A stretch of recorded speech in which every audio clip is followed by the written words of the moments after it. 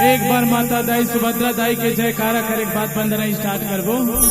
कुसुम आजा जयकारा बोला।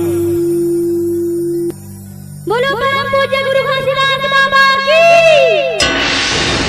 बाबा गुरु घासीदास के प्रथम सुपुत्री माता दाई दाई सुभद्रा दाई ओकर वंदना करबो। नाम सुने हो ना, कुटेलापुरी धाम मोर गांव जस्ट बगल में। चल माता दाई बुलाबो है ना। ए तोर पहली बंदना लगावो मैं तोला मनावो, तोर पहली कुमरनी लगावो मैं तोला मनावो।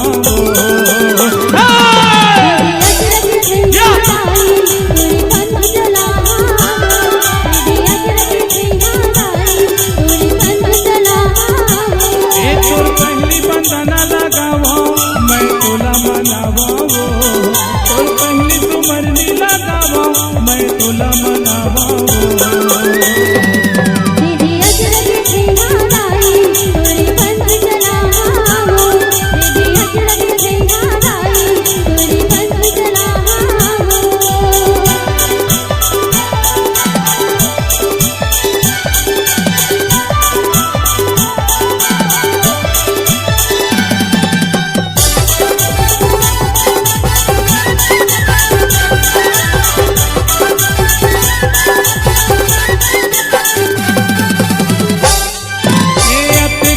लायास रखे तोर चरण लगाए बर माता वो दाई मोर तोर तरस लगाए बर।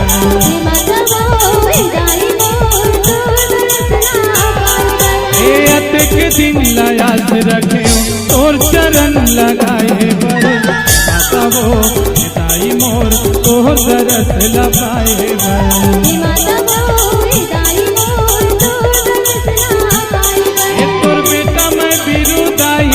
मोर पोती निहार ले हो तोर बेटा मैं बीरू माता मोर पोती निहार ले हो।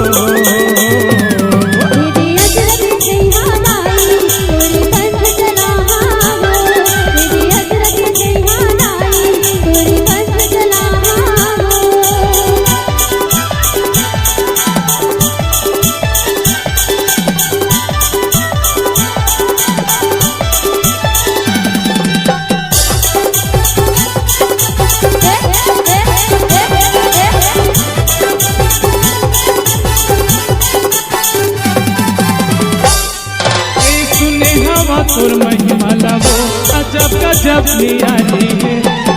बाबा के बेटी सुभद्रा जन जन के उपकारी है।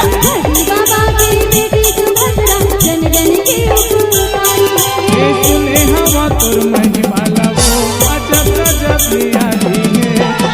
बाबा के बेटी सुभद्रा जन जन के उपकारी है।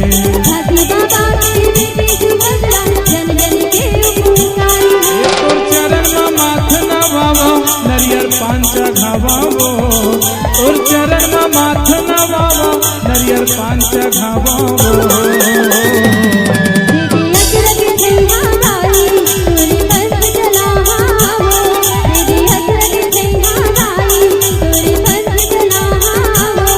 तोर पहली बंदना लगावो मैं तोला मनावो, तोर पहली कुमरनी लगावो मैं तोला मनावो।